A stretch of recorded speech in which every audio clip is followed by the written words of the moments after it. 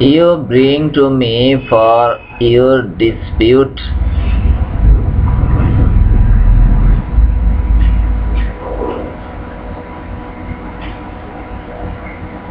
some of you perhaps being more eloquent in their plea than others. So I give judgment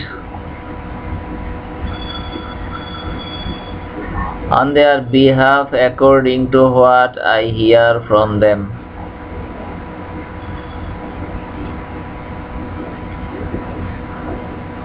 If I slice off anything for him from the right of his brother,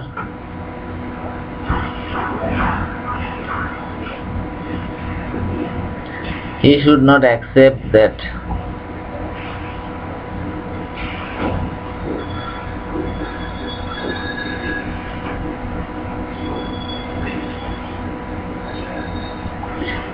For I sliced off for him a portion from the hell.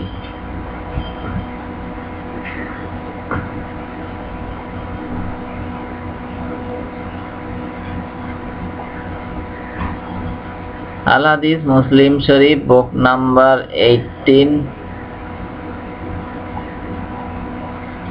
Hadith number 4247.